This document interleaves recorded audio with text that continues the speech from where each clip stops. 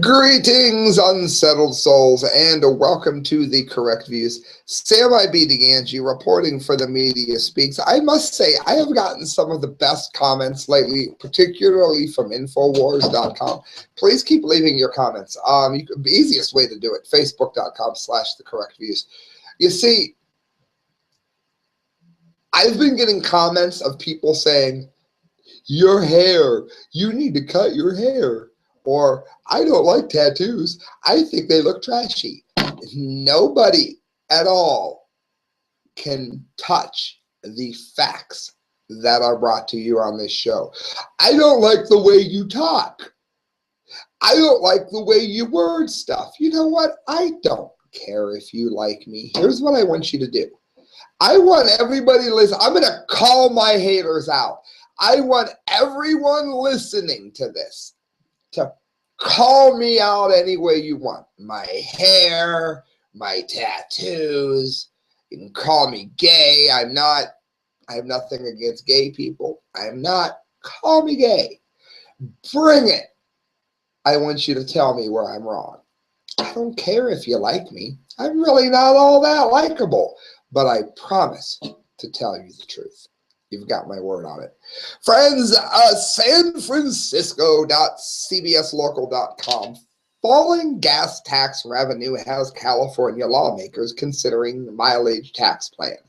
Now, how many of you know what I'm about to say here? They have been selling you this idea. If you get a hybrid car, do you know how much money you can save on gas? Low def listeners, high def listeners. Do you know how much money you can save on gas if you just get these? Do you know how much good you'll be doing the planet?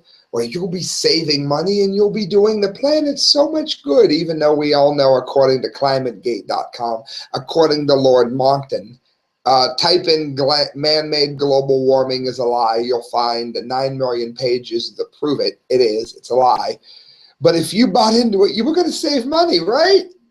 If you got a smaller car, we're going to save money, right? Let's remember that Jello Biafra of the Dead Kennedys, when he said California Uber Alice, look it up, he was perfectly right about Jerry Brown. Save the fact that he didn't run for president. With an increase in electric and hybrid vehicles along with better fuel-efficient vehicles, changing Bay Area drivers' habit are imposing a serious problem for state coffers. In other words, they did what you asked them to do.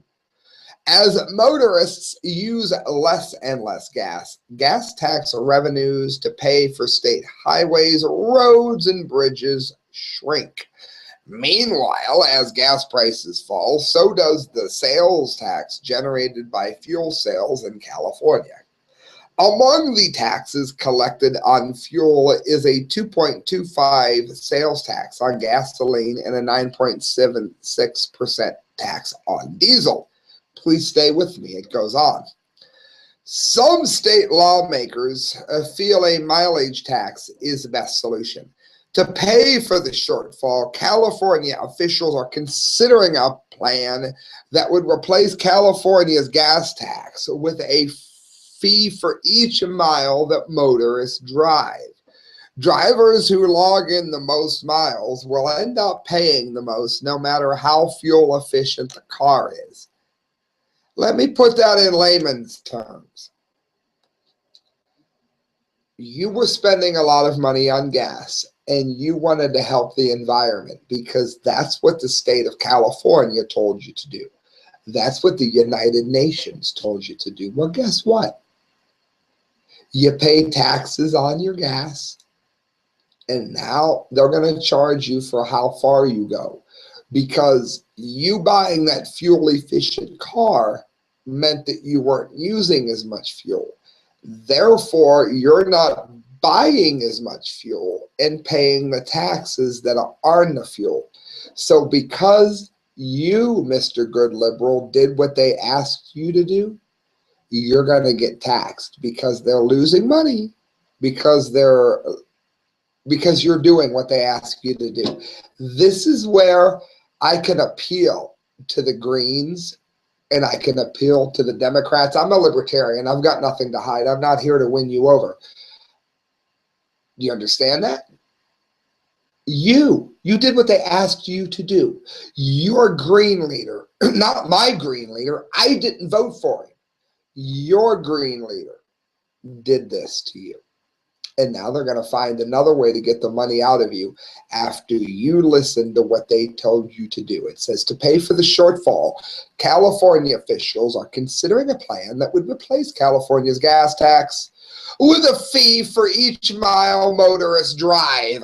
Drivers who log the most miles will pay the most money. I'm not making it up, friends. It's right there. Want to call me a conspiracy theorist? Want to say I'm making it up? Okay, you can say I'm making it up, but this is CBS that I'm quoting. We're going to move on. And now as my green listeners realize, oh my God, I hate this long-haired guy with the tattoos. But you know what? He's right. Guess what? We don't have to like each other. The facts are what they are. Economist, world leaders will exploit Charlie Hebdo to eliminate encryption. In other words, because people in France got shot, you will lose your right to not have the government reading your emails. That's what this means. This is by Paul Joseph Watson at Infowars.com, or as we like to say it, the media speaks, it's by PJ Dub. Economist Martin Armstrong warns that twin attacks in France will be used by world leaders to push for restrictions on internet privacy and a total elimination of encrypted communications. How do you fight this? I can tell you how to fight this if you'll just listen to me. We need the best encryption minds to come out with encryption platforms by the tons. And unfortunately, we need you to do it free because people like me don't have the money to pay for it. But if you do that, we will download it. We will promote it. We won't be able to give you any money, but you'll be able to know that you helped the cause of liberty by sending out these encryption programs that have not yet been hacked by the government. How do I know this works? Because I'm not making anything to do this show, but I'm doing it for liberty. So I need you programmers to do the same thing I'm doing. Armstrong, who correctly predicted in 1987 the Black Monday crash, as well as the 1998 Russian financial collapse, which virtually nobody predicted. He writes that they are using this latest event precisely as they used 9/11 to strip us of our rights. Let's remember that Iraq was, according to George W. Bush, going to not only pay for their liberation from their oil, which never happened, but the Patriot Act was supposed to be temporary. You know what? I'm not wrong on much. I was wrong on that. I supported it, and I will never be able to apologize to you, the listener, enough for what I supported. I'm going to be dead honest. I was way wrong there. I wish I hadn't trusted him to repeal it. It was a mistake, which you don't find very often here, but I wasn't running the correct views yet, so my show is intact. David Cameron, would be Prime Minister for you Kesha fans, of Britain, wants to block WhatsApp and Snapshot if he wins the next election as part of his plans on new surveillance. Britain will lead the charge to outlaw encryption altogether when Britain has been walking hand in hand with the NSA. They are using this latest event precisely as they used 9/11. So basically what we have here is them exploiting the Islamist fascist bastards and using it to take away the rights from all of the rest of us. You can read the whole article. I'm not going to bore you to tears, but here's the nuts and bolts of it. We need the best and the brightest in terms of encryption, particularly non-government affiliated encryption experts, to freely give your work out so that we can keep the government out of our emails. You're not going to make any money at all. You're going to lose money and you're going to lose time. I'm not going to give you any money, but I'm going to use your platform. You know what? I'm not making any money. Use my show. to get other people to make encryption platforms.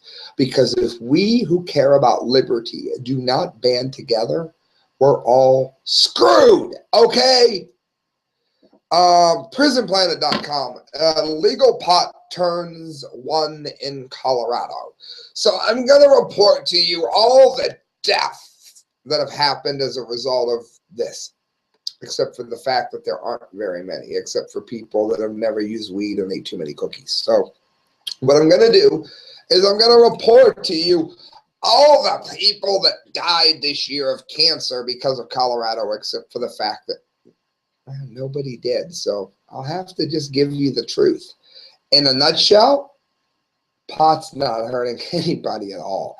The Denver Business Journal recently published a retrospective containing several articles, and there's a link to it, reviewing the experience. The general conclusion is that it has been a success, not the tragedy some had predicted or claimed. The remarkable thing is that the report claims the biggest remaining problem for the industry is caused by the Federal Reserve. Some of the big concerns prior to legalization have turned out to be trivial or failed to materialize at all. Expectations of overdose, death, we're going to OD on weed, delinquency, and crime did not materialize to the extent that the newspaper barely reported on these issues. Crime in Denver actually, come on, you know what I'm going to say, it declined in early reports. Earlier this year, I examined the experience in Colorado and found that most reports were favorable to legalization. For example, the Business Insider reported that legalizing weed in Colorado is a huge success, although they did report a downside as well. Jacob Salom reported that such things as underage consumption. Do people drink underage and they shouldn't? It's legal. Let's face it, it happens. Potheads, let's be real. Now we have underage people using weed. I concede, yes, that happened. Just like with alcohol, that is legal, but yes, it happened. And traffic fatalities declined, but not significantly, with an already declining trend. So basically, they legalized weed and traffic rates fell, but not because of it, simply along with it. It was associative, not causative. We're being real. We're staying with the facts. There was one early report that strongly called into question the legalization of weed in Colorado. It was put by an official, it says, outfit from the Rocky Mountain High Intensity Drug Trafficking Area program. It turns out that the program is part of the White House Office of Drug Policy, but the fact is not advertised in the report. So basically, the only people that have anything bad to say about it are the people that didn't want it to happen to begin with. The point is, it has been a win. It has been a tax win. Accidents have not gone up the way that they said it would.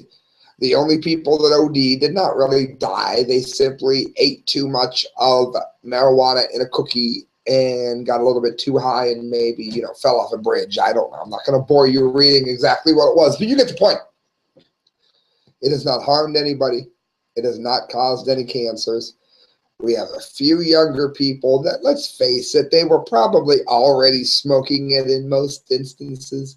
They got it legally, quotations here for those of you on podcast. They got legal weed, and therefore they're counting it as a problem. What has weed hurt? Weed has hurt absolutely nothing. Friends, I'm going to zip through this one as well. This is not eating this green superfood. You are crazy. What is this green superfood? It is reported here by Micah Barrett. Avocados. Now, friends, I'm not sponsored by anybody in the avocado industry, to be dead honest. I don't even really know what the hell an avocado tastes like. I know what it tastes like in guacamole sauce, and while I like it, I don't love it. So you and I are going to do this together. I'm not a fan of the avocado, but I'm going to go ahead and give it a try. The only person I know that eats less avocados is me, is Christelle, because Christelle won't ever try anything new. Me, they're okay. but I'm going to try to find a way to eat them. I'm going to zip through this. Let me tell you why. One, avocados help with weight loss. Again, I'm not making any money telling you this, so hear me out. Avocados can actually help stave off hunger. One 2013 study published in the Nutritional Journal found that overweight adults who ate one half of an avocado at lunch had a 40% decrease in the desire to eat again over the next 3 hours. So it looks like if you can do half an avocado every 3 or 4 hours, it'll make you feel like you're full when you're not.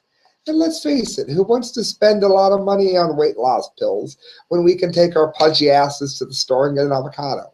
Two, avocados help control blood pressure. They contain lots of blood pressure combating potassium, an average of 975 milligrams. And that's important for the kidneys, blood pressure, and muscle health. For those of you that may or may not like bananas, this is another way to do it without those. Me, I love bananas, but some of you don't. And there's only 5, so stay with me. Avocados boost brain performance. We can all use that since we live in the dumbest nation in history.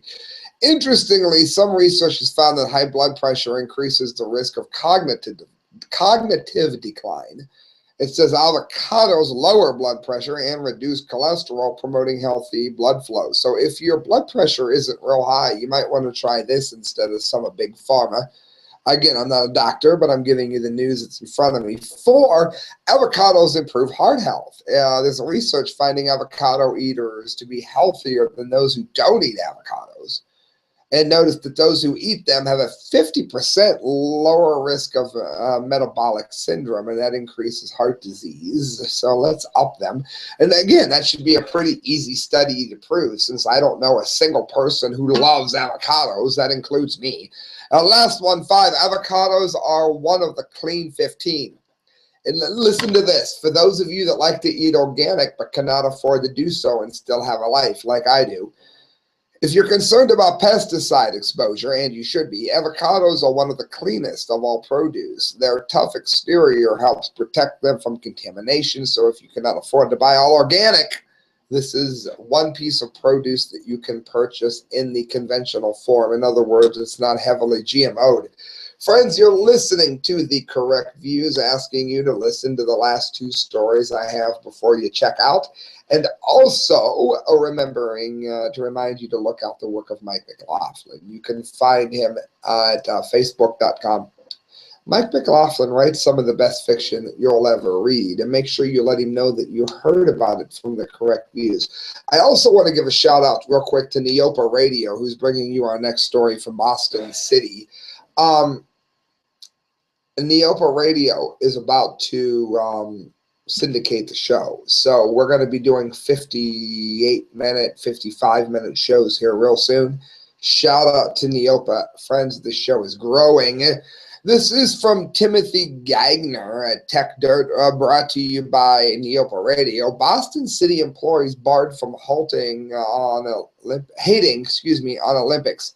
Mayor says your free speech is intact. In other words, the mayor has told you that you can't say certain things, and you not being able to say those things is, in fact, protecting your free speech. The Olympics, on every other year experiment in curtailing the rights of its hosts while draining those hosts of much money as possible, which is true, it's apparently gotten so bad that essentially nobody that is linked to it actually wants to host the Olympic Games at all. Those still relentlessly putting in bids to bring on this multi-nation quagmire of garbage, you probably don't care at all that much of the IOC and its smaller subparts are money-grubbing, number-trademarking, viewer-hating megalomaniacs who quite possibly lack what we refer to as souls, and may or may not be fully manufactured Hitler clones, tongue-in-cheek. But if you do care about those things, they better say so, according to what is apparently boilergate illegal language in Boston's agreement, USOC. Again, for links and proof, please see the article. They are listed there. Nobody who lives in Boston actually wants the city to win its bid for the 2024 Olympic Games. And yet, in a joinder agreement between the city and the U.S. Olympic Committee, Mayor Marty Walsh has signed a contract that forbids employees from speaking negatively about the bid, the IOC, or the Olympic Games. It's a great day for free speech in the cradle of liberty. The article says Boston, home of the Boston Massacre and the Tea Party Revolt, the city from whence the USS Constitution launched, the home of both President John Adams, has decided to suspend their employees' free speech rights in favor of a corporate sporting event packed with more authoritarian BS than your average Middle Eastern dictatorship. Let that sink in for a moment. Or, if you are like it says Boston's Mayor Marty Walsh, just dust that crap off your shoulder because it's no big deal, yo. Mayor Walsh is looking to limit the free speech of its employees, and as residents of Boston, he fully supports, and as residents, the community process, this was standard boilerplate language for the joinder agreement, which the USOC that all applicant cities have historically signed. The mayor looks forward to the first citywide community meeting that will be held next week. The mayor has also claimed that there would absolutely be no punishment for city workers who decided to express their feelings on the Olympics being a big bucket money dog crap, censored. But contracts are contracts, so they may or may not be inclined to test Walsh's honesty on the point. So I'll do it for them. The Olympics sucks. Just read the Boston accent. I couldn't agree more if I had a gun to my head and was proven to do so. And friends, that brings us to the dumdy of the day. Oklahoma lawmaker proposes a hoodie ban. Proposed law would also prevent protesters from wearing the Guy Fawkes masks.